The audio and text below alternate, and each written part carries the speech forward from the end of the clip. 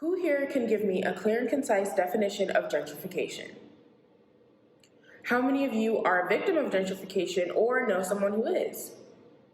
Well, let me tell you, it is a form of colonization and deeply rooted in racism. After years of watching gentrification in my own neighborhood in DC, countless lectures about rising property values from my father, and reading many articles, I am prepared to inform you on this topic today. First, I will discuss the nature of gentrification in Washington, D.C. Second, I will discuss gentrification in Atlanta, and lastly, I will discuss why it is not a new or harmless concept. Before I do that, let's see if your definition was correct. Gentrification is the act of renovating a housing district to cater to middle-class tastes. Take a moment to think about the nation's capital, Washington, D.C. What do you think of? Monuments, museums, and of course the White House. As a DC native, when I think about DC, I think of go-go music, a mural containing two of my peers who I lost to gun violence, and a dying culture.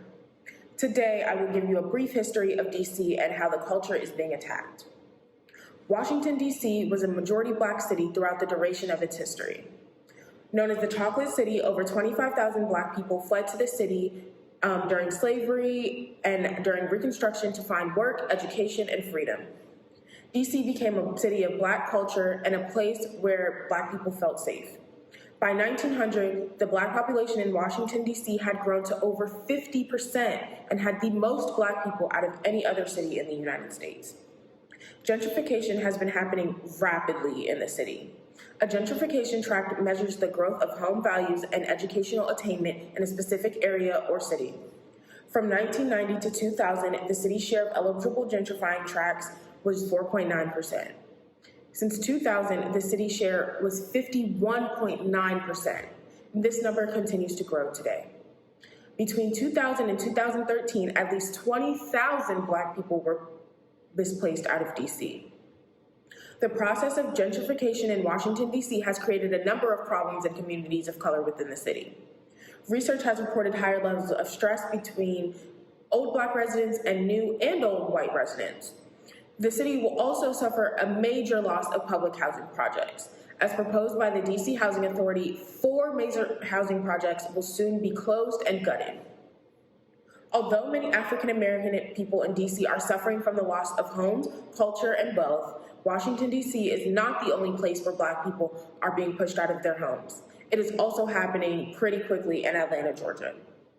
Since the 1970s, gentrification numbers in Atlanta, Georgia have been growing rapidly.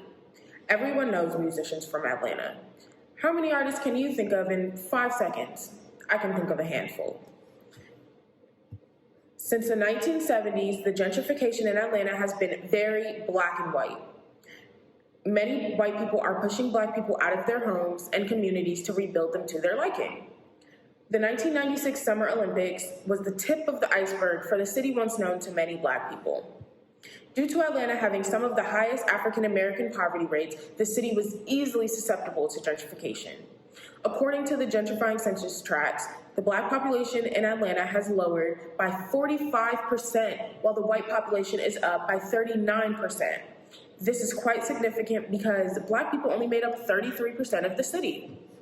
Properties in Atlanta are starting to skyrocket in value, and the current residents can't afford the change. Atlanta's 4th Ward was hometown of the renowned activist Martin Luther King Jr., and it was a predominantly Black neighborhood that is valued by the African American community. In 2018, the average price of a 4th Ward home cost about $660,000.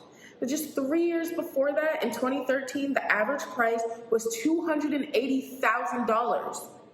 Although part of the issue, all of Atlanta's gentrification is not to be blamed on white newcomers to the city. There are many other aspects that contribute to the city's problem. In the 1990s, Atlanta had the most developed public housing systems in the United States. These units served majority African Americans, and in 2011, with the use of federal funding, Atlanta sold all of its public housing properties to private owners who rebuilt them and sold them out for more money, displacing thousands of families. Gentrification in Atlanta has had many consequences and has affected the Black community substantially. Although gentrification may seem harmless, it is exactly the opposite of that.